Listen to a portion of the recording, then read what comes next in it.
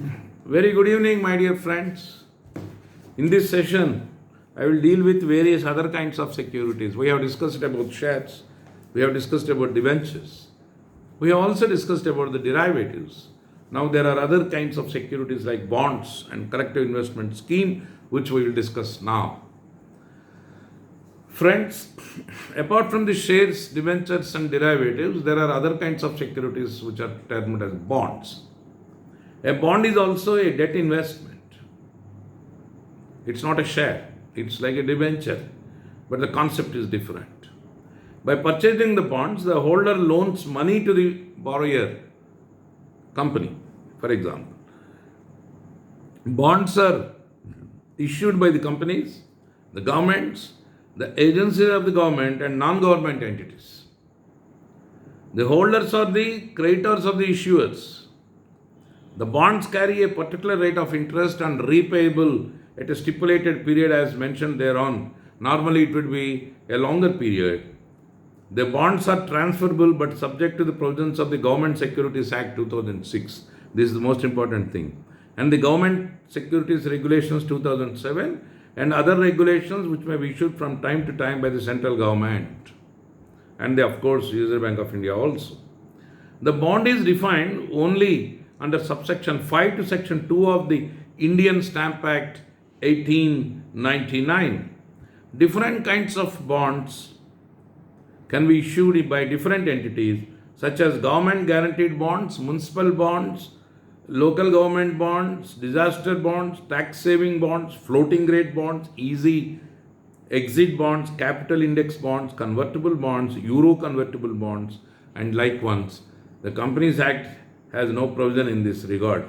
You have to follow the Government Securities Act 2006, the Government Securities Regulation Act 2007, and then the Indian Stamp Act 1899.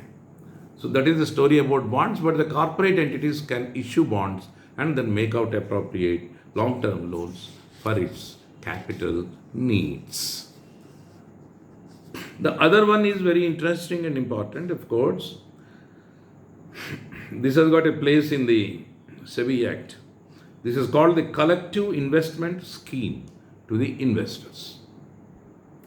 All investments in the nature of equity, a debt, a deposit, advance, and like ones for the benefit of a group of investors under a scheme are called collective investment schemes.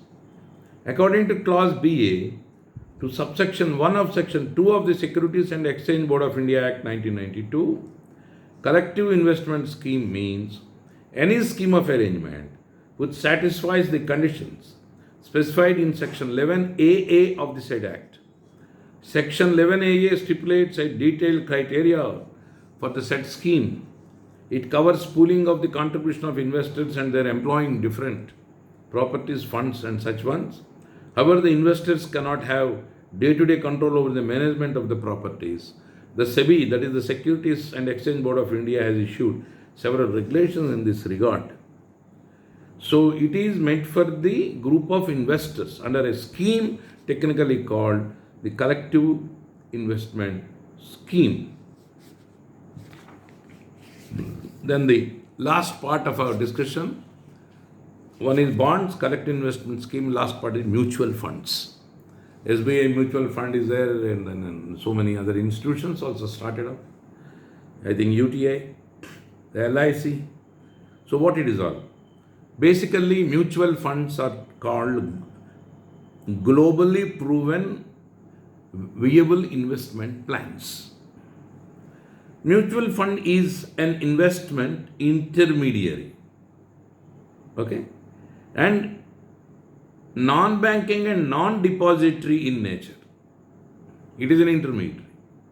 Here the holders don't directly invest in shares, debentures. They put in money in the mutual funds and the intermediary will be holding it. The holders contribute to the mutual fund run by the banks, financial institutions, and other institutions. And these institutions invest this money in various securities and the holders are paid a fixed percentage of the return. These institutions issue units to the investors which are redeemed at a later date. The units are of course transferable. Only thing we have to find out purchasers. This business is carried by prominent institutions like the Unit Trust of India, as I already told you, the State Bank of India, the Life Insurance Corporation of India, and then various private institutions and public sector banks also now doing this mutual fund business. Mutual funds are regulated by the Securities and Exchange Board of India, and then the different types of mutual funds are available now, like the equity fund, growth fund, real estate fund, open-ended scheme, closed-ended scheme, hedge fund, international fund, dual purpose fund, and of course, like ones. Friends, there are various other types of securities like scrips, security receipt as defined in clause ZG of section 2 of the Securitization, Reconstruction of Financial Assets and Enforcement of Security Interest Act 2002, which is called the SURFACE Act.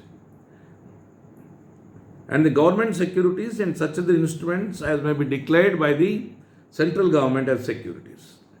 In this regard, reference should be made to clause H of section 2 of the Securities Contract Regulation Act 1956, which defines the term securities. So any kind of security must fit into this definition in order to be called as a security in the connotation of capital markets and to get a legal force for the realization. So these are all the things which we can discuss at an appropriate time. Now with this background, we will start studying the SEBI, SECRA and depositories and then FEMA, so that we'll be able to, in fact, appreciate these things better, and then you can also perform well in your examination. So friends, with this background, in fact, I conclude my discussion on the other kinds of securities, and then we will gear up for now directly studying the SEBI, SECRA and other related legislations. Thank you very much, and we'll meet very soon for other topics. Good night. Bye-bye.